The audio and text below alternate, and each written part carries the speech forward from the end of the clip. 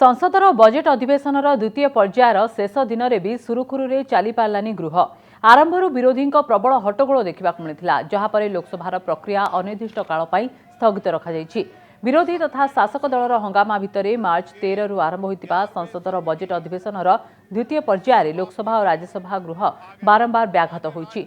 JPC प्रतिष्ठा दाबी में विरोधी दल जिद धरी बसिथिबा बेले अन्यपटे शासक दल लंडन में कांग्रेस नेता राहुल गांधी विबृति को नहीं क्षमा मागंतु बोली दाबी करछन्ति। हमने कौन नहीं मानते, डिटेल आपके पास दिया है, वो खुद नहीं मानते। कभी आपने सुना कि सरकार के लोग ही उठ के माफी मांगो बोल के गड़बड़ करके सदन खत्म कर देते हैं? कभी हुआ ऐसा?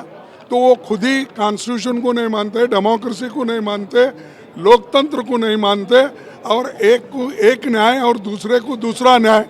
ये राहुल जी का एक ही उदाहरण बस है। एक विदेश में कोई बैठा हुआ कुछ लिख दे जिसमें भी कोई सरकार के ऊपर 1 रुपए का आरोप नहीं है, सरकार की कोई उसमें गलत काम जाहिर नहीं होती है, उसके ऊपर उन्होंने जब तय कर लिया था कि हाउस नहीं चलने देंगे तो स्वाभाविक रूप से हाउस नहीं चल सकता था।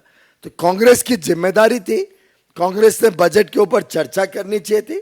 और मैं तो मानता हूं कि कांग्रेस के नेता विदेशी धरती पे जाके भारत के बारे में बुरा भला बोले, भारत के लोगों का अपमान करें, सदन का अपमान करें, हमारी जुडिशरी के बारे में इस प्रकार के आरोप लगाएं।